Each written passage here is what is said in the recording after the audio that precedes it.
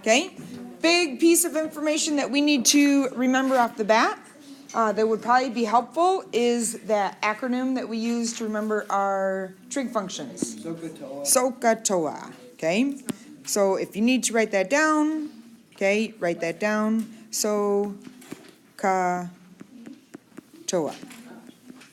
Okay. All right, reason for that is because as we look at our example here, the very first thing that you're going to do is you're going to decide what trig function you want to use. Are you going to use sine, cosine, or tangent? Well, the way that you do that is based upon our angle measure of 30 degrees, is you want to label side x as an opposite, adjacent, or hypotenuse.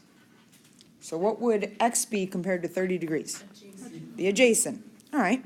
What would the 100 be? Hypotenuse. Now don't label y, and the reason is you can't solve for x and y at the same time. And if we label y as the opposite, well, now you have all three sides labeled, and now it's harder to figure out what trig function to use. So start by just labeling these two. So since we only have a and h, what trig function should we use? Cosine. Okay, so we're going to say the cosine of the angle, 30 degrees, is equal to the adjacent x over the hypotenuse, 100. All right, so the very first thing is I would highly suggest labeling your sides. I know it seems, very basic, but it does help you determine what trig function to use. Okay, all right, so do we know what cosine of 30 degrees is? What is it? Pi over 6. How about root 3 over 2? All right, so we've got root 3 over 2 is equal to x over 100. How would you want to solve this? Cross multiply. So 2x is equal to 100 root 3, divide by 2, and x is equal to 50 root 3. And this would be an exact answer, okay? When you type in 50 root 3 into your calculator, I believe you get 86.6. Okay, so if we typed it in, this would be an approximate. Okay, but like I said a little bit earlier, is if we can get an exact, we prefer the exact. Okay, questions there? All right, solving for y. The only thing I'm going to do here now is I'm going to ignore x. I'm done with it, okay? And so now if I go label 30 as the O, the opposite, okay, what trig function do we now use if we're given an O and an H? Sine, okay? So now we've got sine of 30 degrees is equal to the opposite y over the hypotenuse, 100. What's sine of 30 degrees? 1/2. So 1/2 is equal to y over 100. Cross multiply, solve. What do we get for y? 50. Okay. Does anybody know a different way that we could have gotten these values? Yes. Yes. What? No, never mind. I know you did the approximate. What type of triangle is it? Right triangle. It's a 30, 60, 90. So we could have used our ratios of, x, 2x, x root 3 as well, okay? So just FYI. All right, so quick review. Number 1, figure out what sides you're given, okay, so that determines what trig function to use. Once you have your trig function decided, create a proportion, cross multiply, solve, okay? All right, so in example 2, you got a word problem. They want us to find the height of the building. Okay, so we've got our ladder leaning against the building at a 50-degree angle with the ground, and the base of the ladder is 12 feet from the building. Solve for y. So if we were to label our sides opposite, adjacent, hypotenuse, what would the y be? Opposite. What's the 12? All right, based upon SOHCAHTOA, which one are we going to use? Tan. So now it's always sine, cosine, tangent of the angle, so you always put your degree measure after, okay, is equal to a opposite y over an adjacent of 12.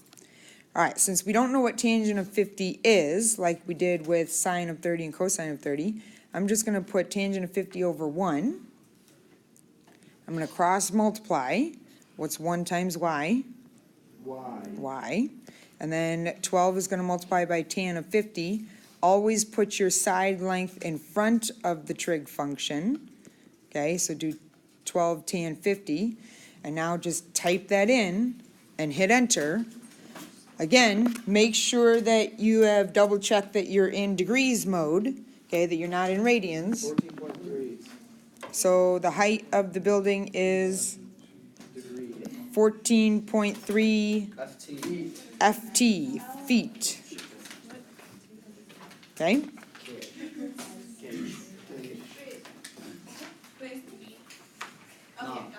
Who's Sid? Sid? Yeah, it's on the problem. Example 2, a ladder that is leaning against the Sid of a building. Side. Typing. Sorry.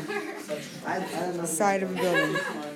Thanks for the typo. I'll fix it for next year. Okay? Why is the ladder so far away from the building? Like that just, it's so slanted, it doesn't have to be. I know, yeah.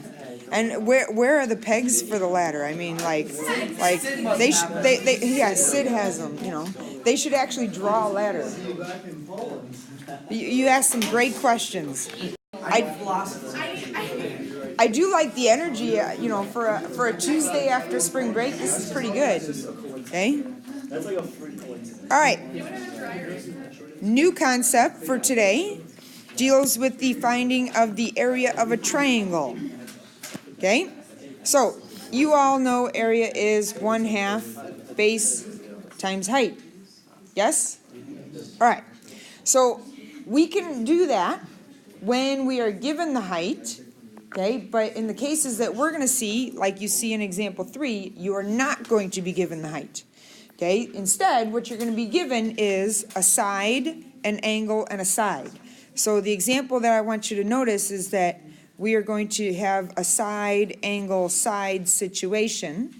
Okay, and so we have to use what's going to be given to us, a side length of B, angle, theta, and a side length of A. Okay, all right, so what I want to do is I want to figure out what H is in terms of A and B. Anybody have a way of doing that? Hint, hint, hint, using trigonometry. Yes? So, what you do is, you would, so B would be your adjacent, Okay, A would be your hypotenuse, and then H would be your, B, or your opposite. okay. So H is going to be our opposite. A is going to be our hypotenuse. We're not going to use B, and the reason is, notice that B is for the entire triangle, not just from here to here for the right triangle. So we can't use B. So we're only going to use our H and our A, okay? So if we only have O and H, opposite and hypotenuse, what trig function are we going to use? Sine. So sine of theta, okay, this angle down here on the left, is equal to our opposite, H, over our hypotenuse, A. All right, so our goal is to get H by itself so that we could substitute into our formula. How can we get H all by itself? Times A. Multiply by A. So H is equal to A sine theta. All right, so if we take A sine theta and then plug it in up here, we now have the area of the triangle as 1/2 of B times A sine theta, okay? And I'm just going to rewrite that as area is equal to 1/2 A times B sine theta by rearranging A and B. Okay, so in terms of, you know, like our side angle side concept over here, your area is essentially 1/2 of one side length times another side length times the sine of the angle. Okay? All right, so applying that to example 3, how would I create a formula, or how would I plug our values into the formula in order to solve for the area? What would I do? How about 1/2 of 3 is one side length. What's the other side length? 12. And then sine of 60. All right, so like before, do you know what sine of 60 is as an exact? Yes. So then let's do it as an exact. Okay, so what is sine of 60? Root 3 over 2, I heard. Okay, so now all we gotta do is simplify. So 3 times 12 is 36. It's gonna get divided by 2 and divided by 2, so what's 36 divided by 4? Probably something relatively small, like 8. How about bigger than 8? Like 9. How about 9? So I believe if we simplify this down, you should end up with 9 root 3 centimeters squared. Okay, Probably something like 8. questions on that? It's around there. Yes? Does the other one have like a, do we need to put any unit on it or no? Like the first one?